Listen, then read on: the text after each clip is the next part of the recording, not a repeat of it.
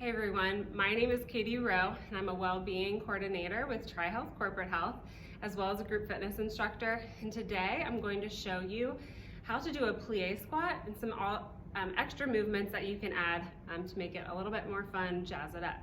Plie squats are different than regular squats because instead of taking our hips back and down, we come down in a straight line, and so I'll show you the differences in a plie squat versus a regular squat so that you can do this movement in the best way possible.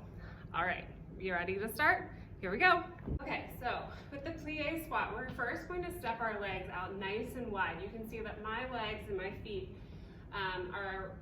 are well outside of my hip range. My toes are also tracking toward the corners of the room rather than facing straight forward. That doesn't feel too good with our body. So with a plie squat, we're going to focus on keeping our pelvis tilted under and going straight down versus a squat. In a regular squat, we have our feet about hip width apart and we push our hips back like we're sitting down in a chair. Now, in a plie squat, our focus is a bit different. We're going to keep our belly button pulled in toward our spine, and again, it's almost like we're between two panes of glass. We're trying to go almost straight down and then back up. So in a plie squat, we're going to take our legs nice and wide, and this is important so that we can keep that upper body lifted. And we're going to just take it down and then back up. Now, you won't stay absolutely upright, and that's okay. But the focus really here is to take the hips down. So I'm not coming back and down like in a regular squat. Instead, I'm really sinking straight down in this movement and then coming back up. So a front view of this. Again, I'm coming straight down and then coming back up. So you can see that my legs are nice and wide. A lot of times when I'm doing this in classes, people are more like here. And it's really difficult to go straight down if your legs aren't out wide enough. Your body just wants to go backward, which is totally normal. So this might take a little bit more flexibility, so that might be something that you need to work up to, but this movement is a really great movement for targeting those inner thighs and increasing the strength there. So again, we're sinking down and then coming back up. Some options with plie squats that I really love.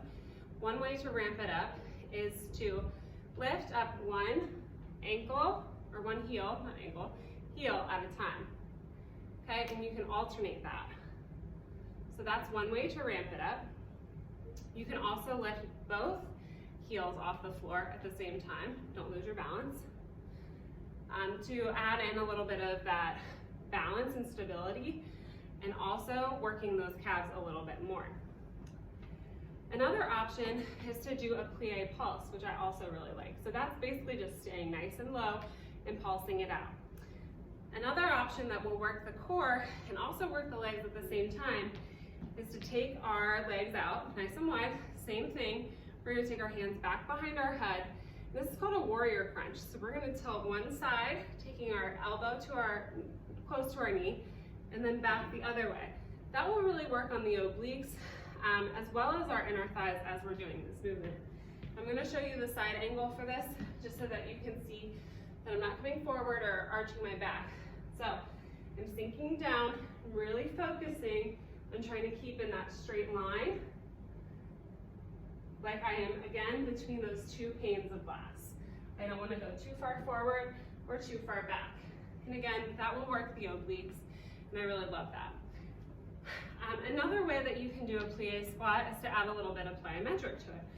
So you're going to come down in that squat and then add a little hop. So this is another way to ramp up the plie squat. That's all I have for the plie squat, but again, it's just a different way to work the lower body, work on some flexibility, and also work those inner thighs.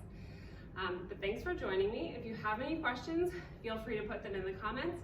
You can always email us at virtualfitness@trihealth.com. Thanks for joining, and I'll see you next time.